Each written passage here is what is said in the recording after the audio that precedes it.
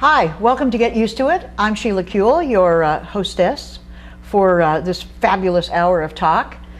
Today we're going to talk about a constitutional amendment that is not going to be a constitutional amendment, and why.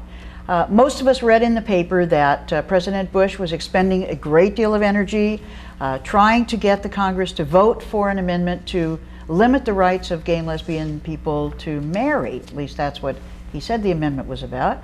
And most of us read in the paper that for some reason we didn't quite understand, it failed, even though it didn't really come up for a vote.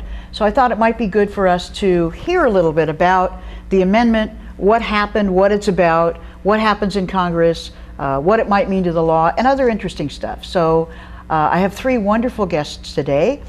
Jenny Pizer, who is senior counsel at Lambda Legal here in Los Angeles. Welcome, Jenny. Thank you. John Heilman, who is a professor of law at Whittier Law School and, coincidentally, the mayor of West Hollywood, where we happen to shoot this show. Welcome, John. Thanks, Sheila. And Charles Stewart, who is field deputy to Congress member Diane Watson, works here in the district office in Los Angeles. Welcome back, Charles. Thank you. So, Jenny, let's start with you. Just sort of the basic stuff. This amendment to the United States Constitution, first of all, what did it say and what would it have done? Okay. Well, this proposed amendment, and there have been different versions in the past, but this particular one had two parts, and I'll describe both of them. Most of the attention has been on the first sentence, which said, marriage in the United States shall consist only of the union of a man and a woman. And that's where most of the attention has been. But there was a second sentence, some people call it the sleeper sentence, that had a much broader potential effect. And in brief, what that said was that neither the federal constitution nor any state constitution could be construed, and construction is done by courts, right. So this would be denying courts an opportunity to interpret the federal or state constitution to require that marriage or the legal incidence of marriage be conferred on any union other than a man or a woman. Multiple parts to that sentence. Basically what that is about is saying marriage or any of the legal protections or rights or benefits that usually come with marriage could not be ordered to be provided as a matter of equality to same-sex couples. So it immediately does away with Massachusetts' ability to say, under our Constitution, you can't deny same-sex couples the right to marry. But in addition, it denies all the other states that have domestic partner legislation? Well, it creates a very serious risk of that. Technically, what it says is that a state constitution can't be, or the federal constitution, all of these, the state and federal constitution include equality guarantees. Right. So it means that lesbian and gay people could not go to court and say, the state is treating me unequally because I'm required to pay different taxes and I can't have health coverage and I'm treated differently in all these state programs. I'm denied equality in all these different ways, and have a court say, yes, in fact, that's true. That's not equal protection and you're entitled to equal protection. For example, there's been litigation in quite a few states that says that government workers are entitled to equal health benefits. And if they're not married and they're in a domestic partnership, they should still get equal health benefits as a matter of equality under the state constitution. That kind of litigation would be impossible. But it's not just that, it's also the way this kind of language is construed. We've had litigation here in California where language about marriage was used by these religious conservative groups to attack the domestic partner law. Right. It's happened in other states as well and has been used to deny health benefits. For example, also to deny domestic violence restraining orders, lots of different things that are incidents of marriage. So the scope of it is potentially very broad, and of course it's partly what we think of today, but this is very confusing language. Much of it is really unprecedented. So part of the threat is when you have vague, confusing language, how it might be used or interpreted by courts and also by governments as a reason to not provide legal protections or to repeal things that exist. And so what happened? to this proposed amendment. We don't want to scare everybody out there because it's not going to be circulated to the states, but well, some very important arguments were made in the Senate and in the public arena, some of which others will be talking about, but let me identify a couple of the arguments that were laid out and that people need to have a good grasp of. First of all, it was pointed out that the hypocrisy in this measure, that in the name of quote, family values and a conservative party, the federal government should engage in this massive power grab and strip states of the ability to protect families. The family law area is the primary area of state authority historically. The founders thought of the states, the phrase has been used, the laboratories of experimentation. I mean, because it was understood that states really vary. Culturally, we're diverse in this society, and that different parts of the country have different family law. So states have primary authority. Well, this measure, in the name of family values, would strip states of the ability to protect families, whether it's through marriage or through having their constitutions protect using something else. So you see this not only as a threat, the way people have been talking about it, to our community and our individual lifestyles, but really kind of a much broader area where you're saying, we don't care what your state constitution says, it cannot be invoked to protect equality. And there's been so many examples in other communities where state constitutions were used earlier than the federal constitution was interpreted, kind of the place where we are right now, for women, for instance, and women's rights, because the state constitution in California was interpreted to provide strict scrutiny to those laws that might present women with unequal situations where the federal constitution hadn't been interpreted that way yet. So this is a major threat to states' rights, as I guess they're called. That's right. I mean, that's sort of a part of one of the pieces of profound hypocrisy here is in the name of conservative values to deny states' rights.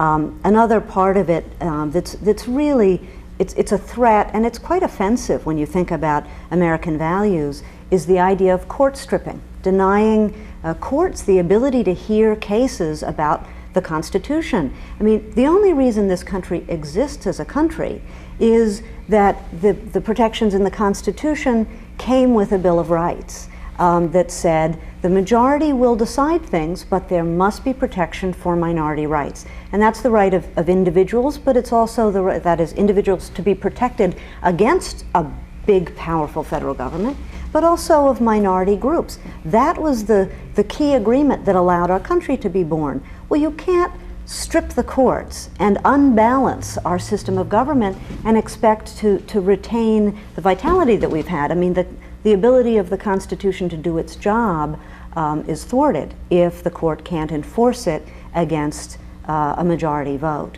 So it's partly the way it upsets the balance of power. But as you said, it upsets the way the history usually evolves when it comes to expanding protections for individuals and minorities. I mean, I think of our movement as being at the front end of the arc.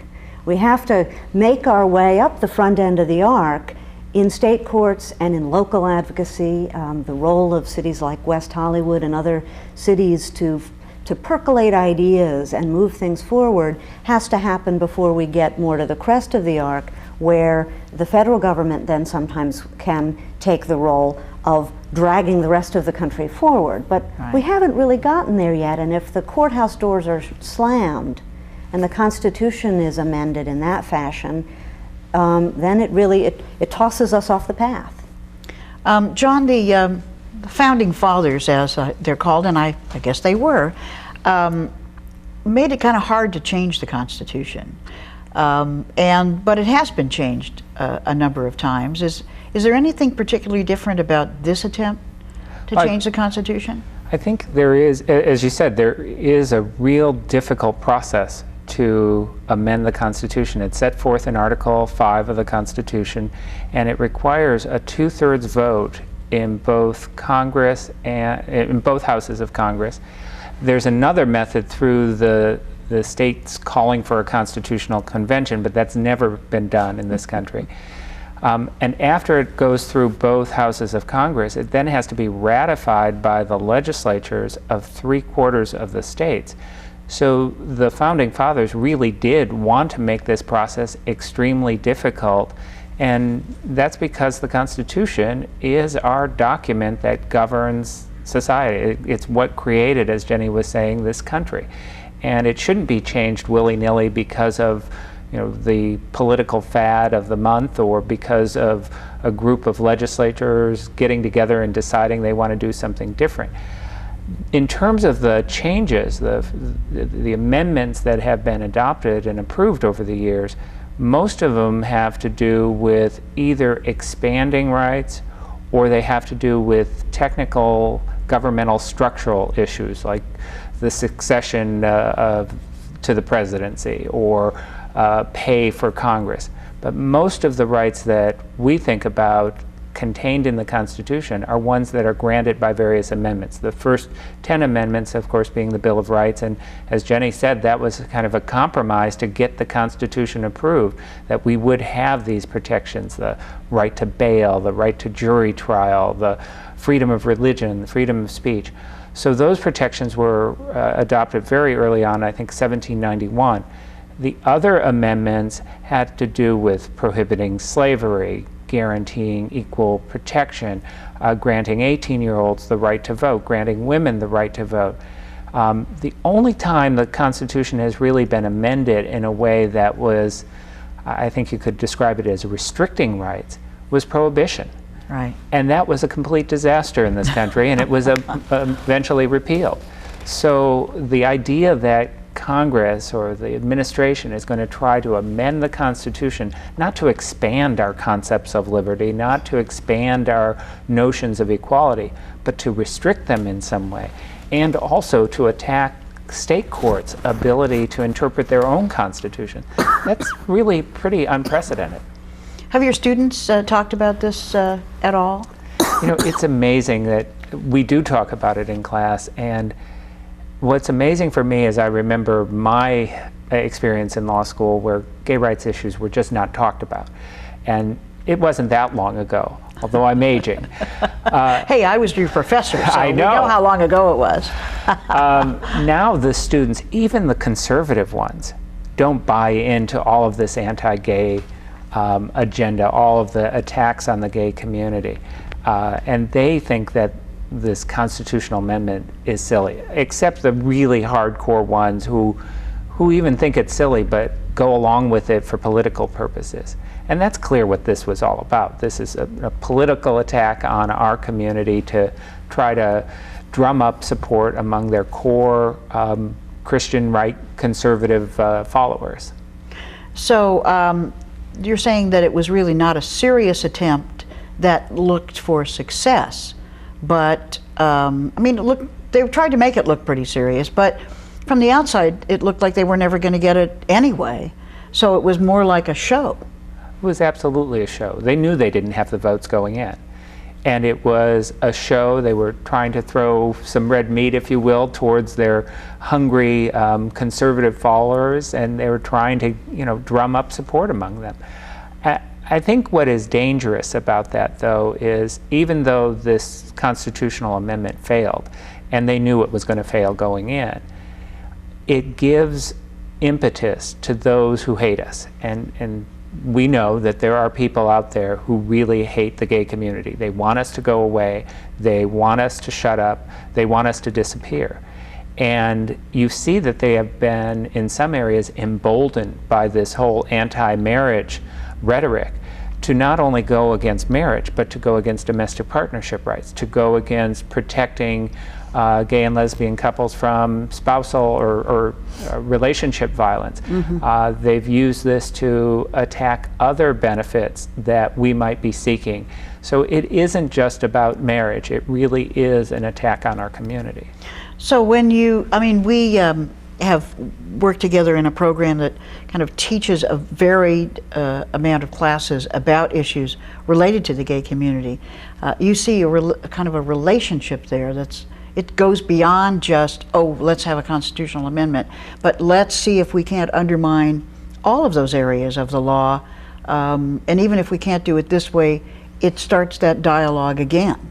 Right. I think there are some people who recognize that the gay marriage debate, that they've lost it.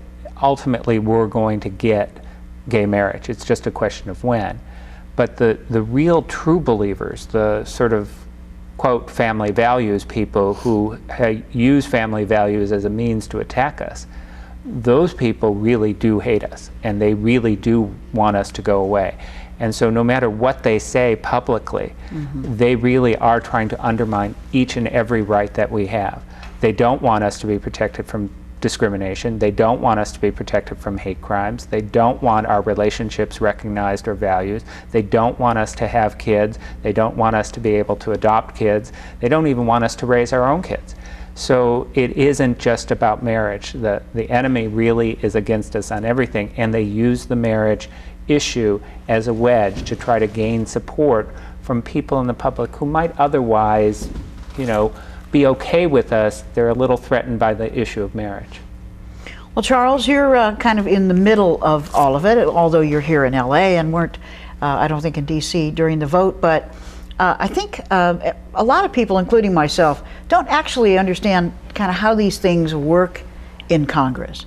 We kind of read in the paper that the president went to talk to Congress, but how does this amendment, how does it get to the floor to be discussed in the Senate or in the House? Well, it's interesting because indeed the president did go on national television and use the bully pulpit of the presidency in order to promote this idea, despite the fact that that in actuality the president has little or no role in the adoption of an amendment of this kind, or a modification of the U.S. Constitution. Essentially, he simply threw the weight of his office in support of it. The bill was introduced as Senate Joint Resolution Number 1, meaning that when this session of Congress opened in 2005, it was the very first bill that was put forward. Wow. And the reason for that is that it was a way of, as John put it, throwing red meat to a constituency that has made moving a conservative social agenda its number one priority, and frankly feels that the administration of the White House, the two parties of the two houses of Congress, and the Supreme Court, although in conservative hands, have not delivered on what it feels is its due for having supported that conservative movement to control the social agenda of legislation in this country. Therefore, the bill was put forward as the very first bill, but no effort was actually made to promote it until June. It was simply left to languish, though introduced, until June, right as we're beginning to go into the national elections coming up in November. Right. And that was a strategic move. And the reason for that is basically that the bill it requires a 2/3 vote of the Senate and a 2/3 vote in the House in order to move the bill to the state legislatures, where then 3/4 of them must approve it before it actually amends our Constitution. That's a very, very tall order. And it began in the Senate because the Christian Right, the Alliance for Marriage, the Christian Coalition, went to the White House, and they came to Congress, and they demanded delivery on issues that they were not making headway with in other areas. But it's a very tough effort to achieve. In fact, they tried to do the same thing in 2004. They introduced the same amendment, and in 2004 it failed. It failed on a vote of 48 to 50 in the Senate. Mm-hmm. Now, that's interesting, because in order for the bill to actually pass the Senate, it needs 67 votes. 67 votes out of 100. In order for it to even to come up for a real vote, it needs, and that is to not be stopped by a filibuster, because the Democrats, feeling that this was the legislation of discrimination, have said, we're going to filibuster this bill. We don't even think this bill, a bill to amend rights away from American citizens, should even come up for a vote. We're going to filibuster it. That what happened was a vote of 60 votes is required in order to vote cloture. That is, to suspend the filibuster in order to allow it to come up for a vote. So they couldn't even get that vote. So there's a vote by the member. It started in the Senate. It hasn't Correct. Been in the House, or has it? No, it's being introduced in the House as we speak, but it's already dead in the Senate, fortunately. So Senate Joint Resolution is introduced but not brought up for any kind of debate or discussion until June, Right. By choice. Yes. And that's a choice of leadership in the Senate as to when that bill comes to the floor for discussion? Yes, Senate Majority Leader Bill Frist essentially promised the Christian Coalition that he would bring it forward just as we're heading into the November elections. And it's up to him to schedule when things are debated in the Senate. Yes. So it comes to the Senate, and there is a threatened filibuster, or people start talking and say, I'm not going to stop talking. I think people have heard the word filibuster, and they also heard that there was some kind of deal not to filibuster everything, especially judges, I think. Right. But I don't know that people really understand what that means. Well, Is it like Jimmy Stewart talking all night till he loses his voice? Once upon a time, it was when Mr. Smith went to Washington. But now, the very threat of a filibuster is sufficient to hold a piece of legislation, because there's so many bills that have to move through the legislature, including the budget, that the very threat of a legislative filibuster is enough to move a bill to the side in order to allow other business to go forward. So that if that, in a case like that, you have to be able to demonstrate that you've got enough votes, you've got those 60 votes, in order to bring the bill to a vote on the floor of the Senate. There is no filibuster in the House. It only exists in the U.S. Senate, and therefore the vote of cloture, which is a vote to stop the filibuster, requiring 60 votes, only exists in the U.S. Senate as well. And so the actual vote that was taken in the Senate, about which we read in the paper, was not really a vote on the amendment, but a vote to stop the filibuster, Exactly. which would have required 60, and they got 49. They got 49, one more than they 2 years succeeded ago. in getting in 2004, despite the fact that the bill was much ballyhooed. It had the president's vocal support. It had the momentum of the Christian Right Coalition, and most importantly, there were 5 additional Republican senators in the Senate in this session than when it was voted on last time in 2004. But they only picked up one vote. But they only picked up one vote. I think that's a real testament to the fact that people understand increasingly how serious it is to amend the U.S. Constitution to take away rights from members of our citizenry. And so, but you said the bill is now being introduced in the House. Yes, having failed to even get to the point of a vote in the Senate, let alone the 67 votes it would have needed to actually move forward, for the same political reasons, the bill is now being introduced in the House. It again has no chance whatsoever of passage. It can't get the 2/3 votes, which would require 290 votes in the House. There's no chance of it procuring that number of votes in order to pass even the House. But even if it did pass the House, it's already dead in the Senate. Right. And in order for it to go forth to the states for a vote, it has to pass both houses. But so is this a litmus test for the November election for members of the House? I mean, exactly what it not is. Diane, or frankly, most of our friends from California, but some people who, this being forced to a vote in the House, they're hoping to either get somebody because they voted for us, or, Exactly. get It's a them to wedge change their issue. vote. It's Yeah. a wedge issue. It's particularly useful in swing states, that is, states where it's possible to elect either a Democrat or Republican. But it's also useful to galvanize the base. The Christian Right wants to make sure that its social agenda, not merely the economic agenda of the conservatives, but their social agenda is front and center, because it was on those terms that they agreed to support President Bush and the present Republicans in Right. Congress. And Right. so what they want is for this essentially to be an albatross around the necks of both Republicans and Democrats who are up for election in November, because they are able to go forth and to say, even though it's a distortion, that the person I'm running against, whether it's a Democrat or a moderate Republican, is someone who doesn't believe that marriage should be between a man and a woman. And that's what they're using it for. They can't win in the House. They don't have enough votes, even in their own party, but they can use it in elections, particularly in swing states. So what's happening in California? Because there's, now we know that it was brought up in Congress and it didn't pass. Okay, so no amendment to the Constitution this year. But so it's left with the states. But there's still a great attempt, is there not, to try to get the states to do this kind of work? What's happening in California? Well, there are two tracks going on in California. That is, in terms of the movement for marriage equality, there's litigation that is pending in the state courts under the state constitution, where we had a tremendous success in the trial level court last year, and on July 10th in the California Court of Appeal in the San Francisco Bay Area, there will be oral arguments in that litigation, and that's moving forward in a very positive way to win equality in marriage in California.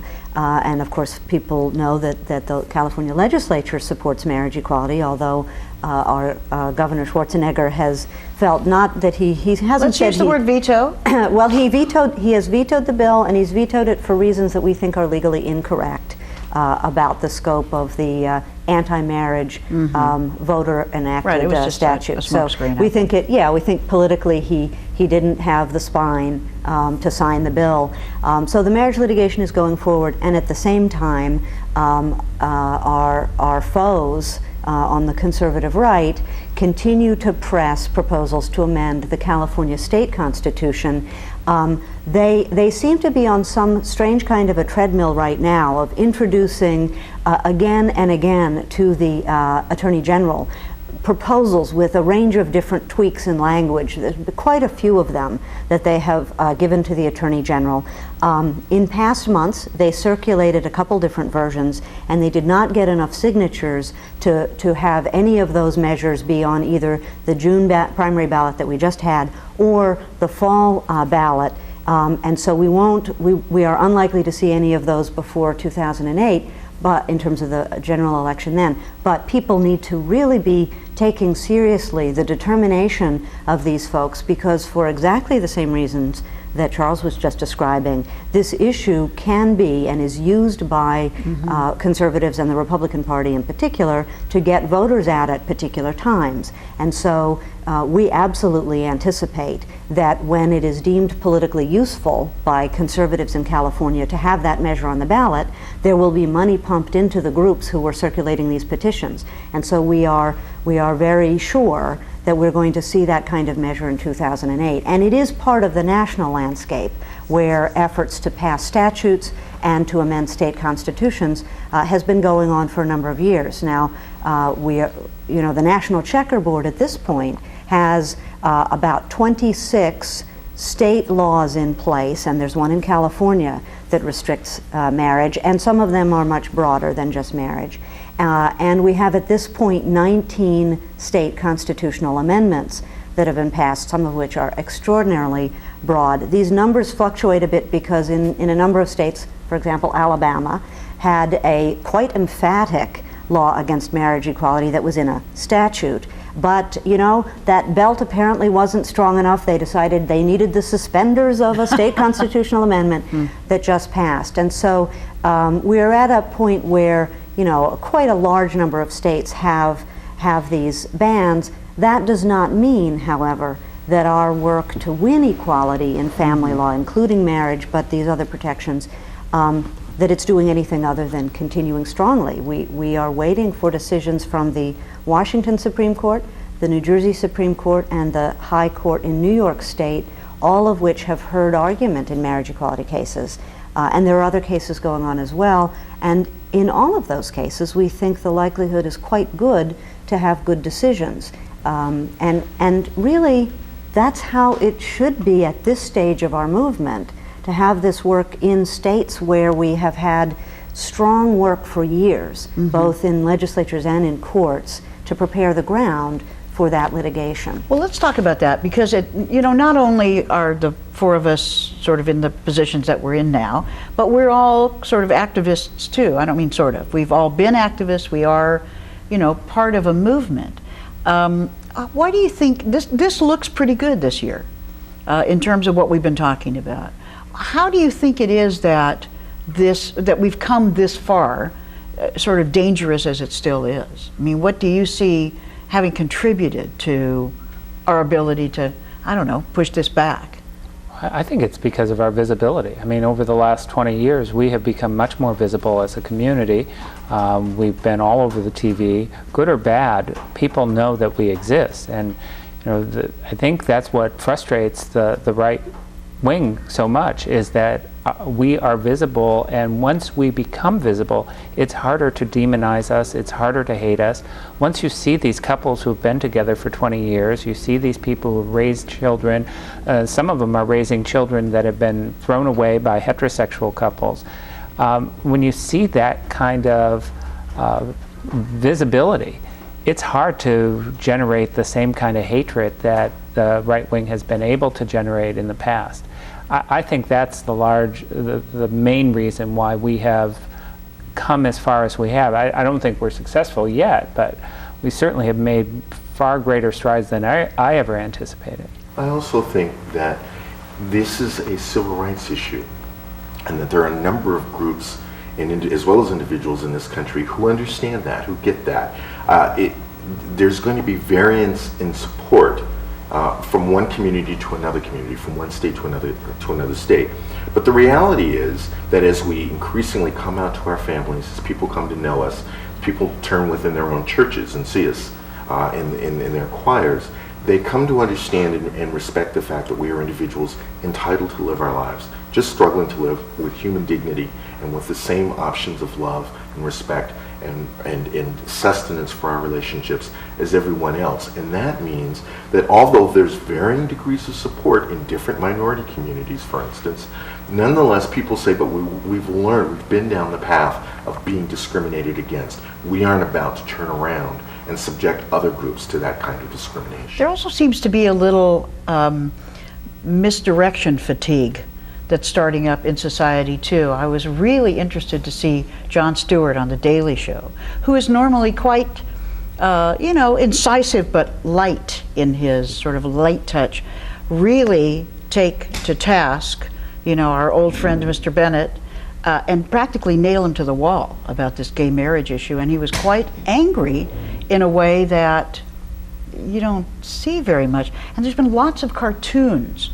Here's the war in Iraq, they show bombs going off, and it's kind of like, the only helmet that President Bush has is, let's stop gay marriage. So do you think I know about the visibility and the coming out. I think that the support from other communities recognizing this as civil rights have been basic, our own organizing. But do you see this getting sort of broader out in people that don't even care about this, but why are we talking about this again? Well, I think there's a couple pieces of it, because I think you're right, and I think a lot of people are starting to see through, because they've been manipulated on the issue. As Charles said, we did see this same movie a couple of years ago, just before an election, right. And people can be distracted or confused once and sometimes twice, but the American people do start to catch on. So I think it's partly that. It's partly that the religious fundamentalist agenda doesn't only target us, and I think there have been a lot of people, in particular women and single women and unmarried women, who have seen themselves made the focus of religious objections to them being, having a sex life without being actually married, access to contraception if one is not married, sort of religious objections that are being imposed that restrict a range of people in ways that where people are picking their heads up and feeling an impact in the same way or a similar way to what we feel. So there are alliances that are being created because actually the agenda that is being attempted to be imposed is extremely narrow for lots of people. I also think something very important is happening with marriages taking place in Massachusetts. People don't often look to Canada as much as they might, but couples are getting married in Canada. People are getting married in Spain, for heaven's sake. It's a Catholic country. And so in that sense, we're not in isolation. I mean, I think many Americans don't spend as much time looking closely at what's going on in Europe and other countries, but there's been a steady stream of coverage, and you know what? Things are fine. The sky has not fallen. The sky has not fallen. Right. And I think of it, that I think it's part of why the alliances are getting stronger. It gets said that equality, there's not a limited supply of equality. If one person has equality, that doesn't mean another person can't have equality. And so I do think some of the alliances, and in particular groups that are committed to civil rights work and have been for a long time, are now stepping forward in part because the way marriage has been used politically has been very harmful to some minority communities.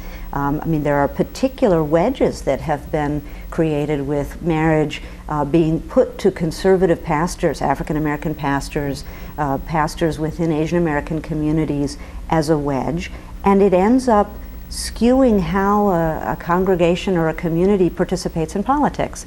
A lot of community leaders have seen that going on and realized that they would be sacrificing perhaps half the choir and also losing an ability to have political cohesion if this sort of sneaky, nefarious effort isn't stopped. And the only way to really stop it is to call the question and for communities to step up and say, we repudiate that. We're not about that. And we might have preferred not to talk about this issue, but actually we do have to talk about it. And so the alliances that are emerging are really important. And the hypocrisy is showing too. Mm-hmm. I think that on the one hand, you can't demonize a community for alleged promiscuity at the same time that you deny them the institutions that help support monogamy. If those have buttressed marriage in this country historically, then why aren't they good for everybody? Mm-hmm. And if they aren't working, then why protect them? Why reserve them? I think that the hypocrisy is becoming apparent to the American people, that you can't talk out of both sides of your mouth. These people don't behave the way that we do because they're not like us, and at the same time they don't deserve the same rights that we do that help us behave in the ways that we think ought to happen. Well, there's a matter of sort of this distraction. I'm sorry, John. No, I was.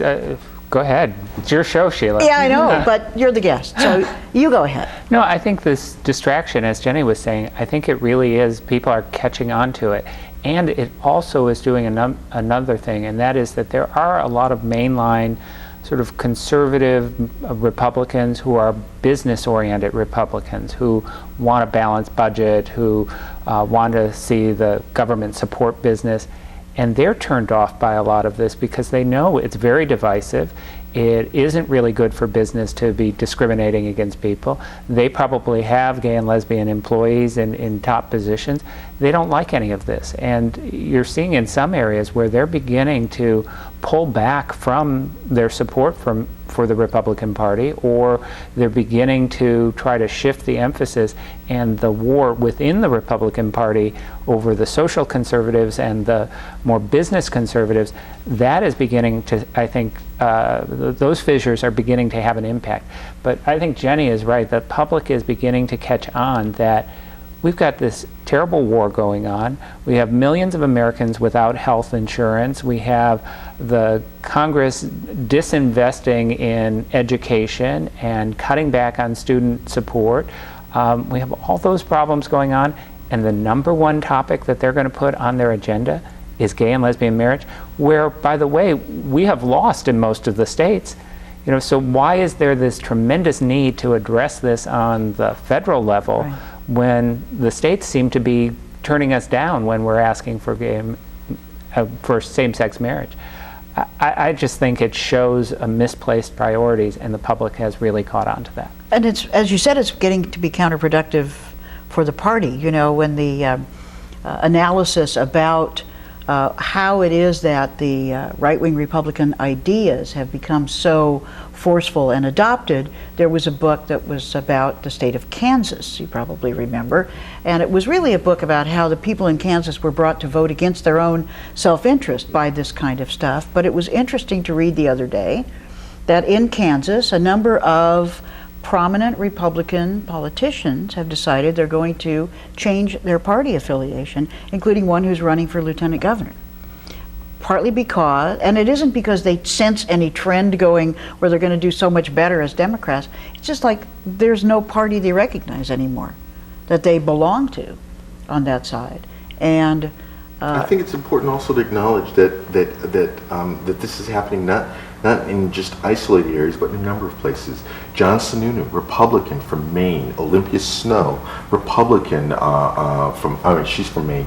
Sununu's from New Hampshire, Right. And they also have stood up forth and said, we're going to vote against cloture. We did vote against cloture. We'd vote against this bill if it came forward. And they are Republicans who represent Republican constituencies who've said it's not merely a matter of the fact that it's state rights. It's not merely a matter of not discriminating, of legislative discrimination into our Constitution. It's just wrong. It's just wrong to do this and to treat people this way.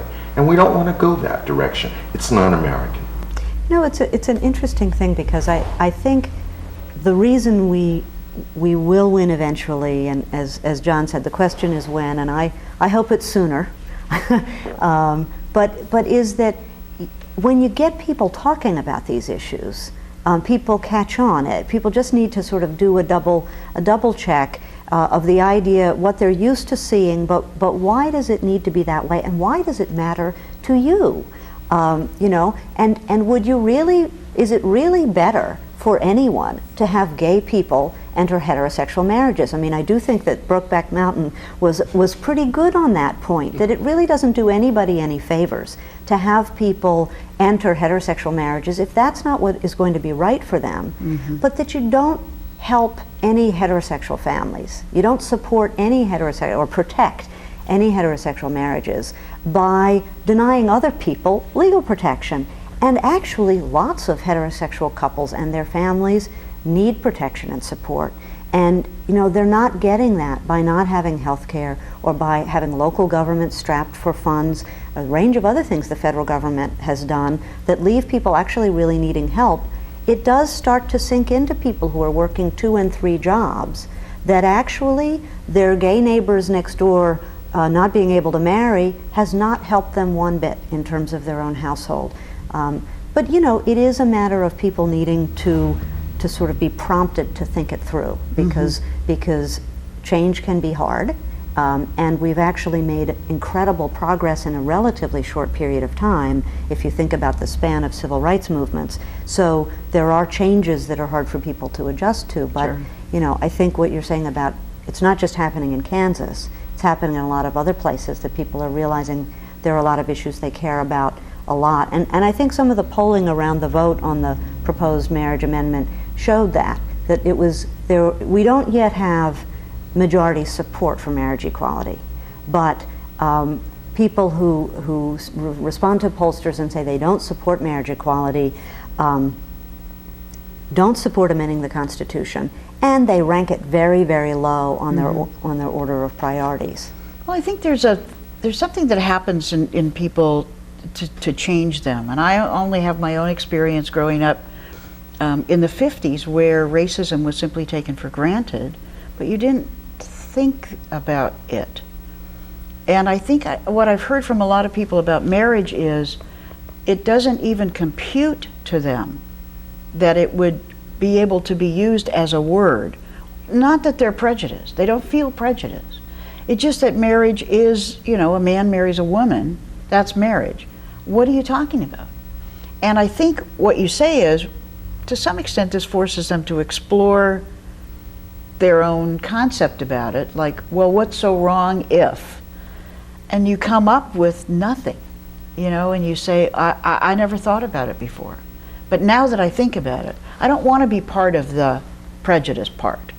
I want to be, something else. My grandmother used to say, and I had come out to her before she died, but she used to spend a lot of time watching televangelism. And she said to me once, why are they spending so much time talking about who's going to burn in hellfire? I want them to tell me how to get to heaven. I'm not concerned about what other people do. That's not their role. That's God's job. Talk to us about what we need to do to treat each other better, to be better Christians, so that we can get to heaven. It was interesting. This is someone who lived her life entirely within the Christian context, and who just thought that it was a wrong focus, it was a wrong emphasis on the part of Christians who believed that this was what was important, that this was what was guiding their lives. She felt it was a distraction. Well, I think there was just a big speech to the Episcopalians about this. Indeed. It's like, why, this is not good for you to be wasting all your time on this. There may be some other things you may want to talk about. But I don't think we can ignore the fact that there are a lot of people out there of faith who believe it is their role to set forth really clear black and white rules of what is right, what is wrong.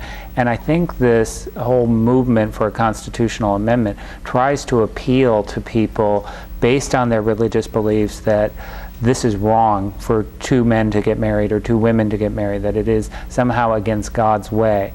And I think that we have made a lot of progress in addressing some of those religious concerns, but there's always going to be a group of people who have their beliefs, and there's no way that you're going to change their beliefs. But I think you're right. Most Americans do look at issues, and maybe they don't think about them early on, but eventually they start to think about it, and then they realize, well, wait a minute, that doesn't make sense. From a policy standpoint, why is this hurting anyone? As Jenny was saying, we haven't prohibited any heterosexual couple from getting married that wants to get married. So when they talk about defense of marriage, why is that even a concept that makes sense? Whose marriages are we attacking? No one's. What we're trying to do is expand marriage to include some of the loving couples within our own community, many of whom have children, and many of them need the support that comes along with marriage. And I would add to that, I mean, just as there's not a limited supply of equality, there's not a limited supply of marriage licenses. If my partner and I get married, it is really not going to mean that there's a heterosexual couple who just can't get a license, poor folks, and has to cancel their wedding because we got the license instead. But it's always critical that we study history, and I think there's a historical transition that happened that sometimes gets overlooked in this discussion. For a long time, many people and many religious leaders took terribly seriously, saw that marriage is not just, in their view, a man and a woman, it was till death do us part, that it was a lifetime bond and divorce was not possible within the church or in the law, because the law reflected what the social values had been for a long time. And many people passionately believed, and perhaps with some foundation, that if divorce became permitted, that there would be tremendous changes in society. And of course there's some real truth to that, and people have heated debates about whether that was good or bad or what to think about that. But when people say, and we hear it in the litigation a lot, marriage has always been this, from beyond human memory, it has been this particular thing. Let me tell you what it is. I'll tell you, but it has always been this. And that's just a fantasy. They've just created it as a myth that meets their need. But divorce came into being not just because people insisted on a separation of church and state, because the conservative religious leaders fought it every bit of the way in every state. It wasn't just separating church and state, it was having the discussions about what the consequences are of having that policy, keeping people stuck for their entire lives in a relationship that was terribly broken, that wasn't good for them or children or anybody. And that's an important part of what we're doing now. I think it's really very important that we don't just say separate church and state and not have the part of the conversation about why equality under law and dignity for all families is a critical part of what the society is about. It's celebrating diversity, and it's celebrating and protecting the dignity of all families. So we don't concede that the virtuous argument is the religious one, but for legal technical reasons that can't be followed in the law.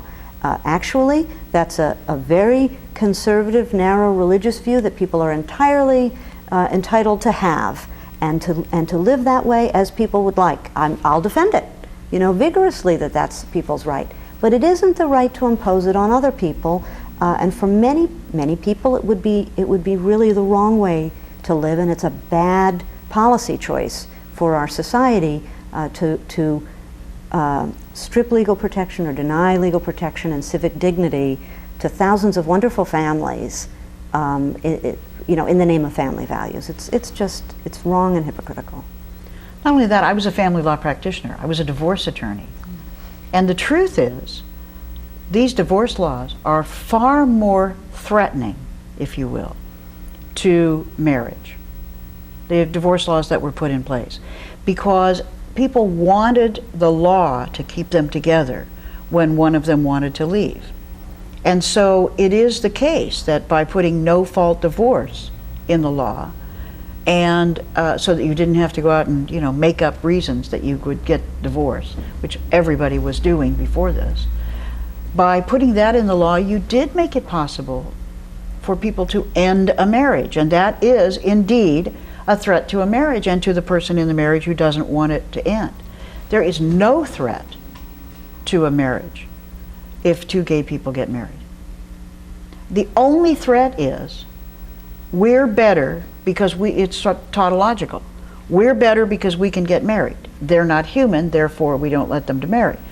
And why do we know they're not human? Because we don't allow them to marry. I mean, it's very circular, and we're not the first community this has been used on. So it's not that, how do we make these arguments? You went to a gathering of mayors, if I'm not mistaken, from all over the country, right? Right. What's the attitude about what local governments are doing, or other states about this? I think the mayors that I visited with, many of them are from big cities, and many of them have a very active and vocal gay and lesbian community. So they want to stay out of this whole constitutional amendment. They believe that that's divisive and it doesn't promote diversity. But there are a number of more conservative mayors, and some of them will buy into the rhetoric, not because they really believe it, but because they think it's a way to sort of gain credence with the Christian right, who they want to curry support from for their next run for Congress or for higher office. The major cities and the mayors of most of the cities across the country, they're used to dealing with the real priorities in their community, making sure the roads are paved, making sure that the garbage gets collected, making sure we address the crisis in affordable housing, making sure that the emergency rooms stay open. They think that this kind of debate really has no place in Congress and really no place in the public. So do you see this coming back, or do you see this getting worse in any of the states? It sounds as though it's going nowhere in Congress for now. I think that it becomes increasingly an embarrassment for the Republican Party, and because it emphasizes and it reveals to everyone the degree to which, in fact, conservatives are not a united party. They are not a united point of view. They, in fact, represent fundamentally different approaches to addressing issues. And from a physical standpoint, conservatives generally want government to be hands-off. But from a social conservative point of view, they want to use government, which otherwise they deprecate as an instrument.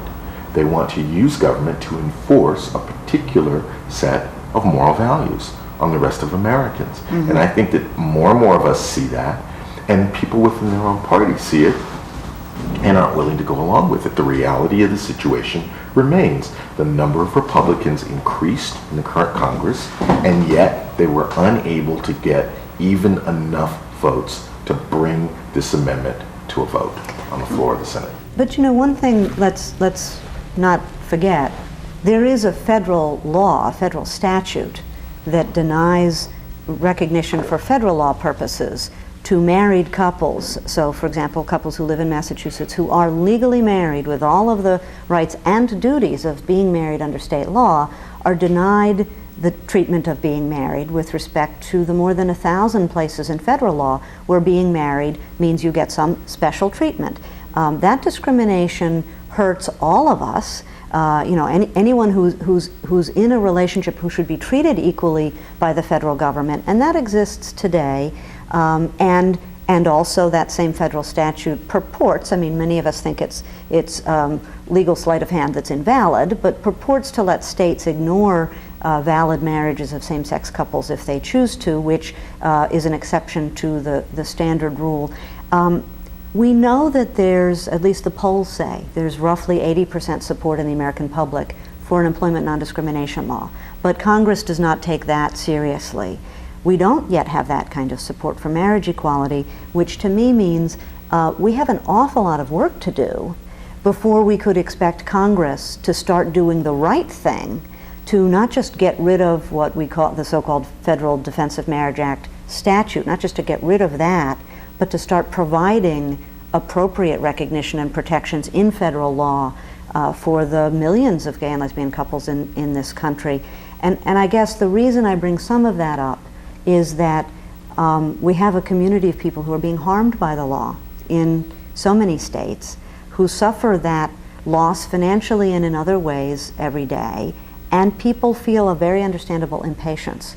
And so I take the moment to actually give people a caution and an applause for having tenacity and determination as a movement, and also patience, to not think that we're going to fix all of this with a silver bullet lawsuit in federal court to demand equal protection as a matter of federal law. We have so much work we need to do to change hearts and minds before we call the question for the country as a whole. I'm a great believer in civil rights litigation, but also doing it strategically. And when I look at how little serious effort we see in Congress to pass employment protection that has such public support, because of this power of the determined minority of religious conservatives, they hold hostage any goodwill to protect us through federal law. That tells me how much work we have to do. And then, of course, we have, roughly mid-40s of laws that have passed in states, or constitutional amendments in states, that need to be undone. Some of which will be litigation, and some of which means people need to do political work in the states. Well, I like litigation too, but they've managed to kind of take all three branches of government, and that makes it very difficult for us. I mean, you either get laws passed, or you get laws interpreted through the courts, and or the executive branch pushes something, and we're looking perhaps for some changes, at least in the executive and the legislative. Well, I don't know how an hour goes by so fast, but it really does, and it's over. So I want to thank you very much. Thank you, Jenny. Thank you, Charles. And thank you, John. And thank you, all of you, for being with us. So we wanted you not to worry, because the constitutional amendment didn't pass in Congress, didn't even get brought up for a vote. But I don't know whether we can stop the fight. I think we can't stop the fight. So I guess, in a sense, I don't want you to get used to it.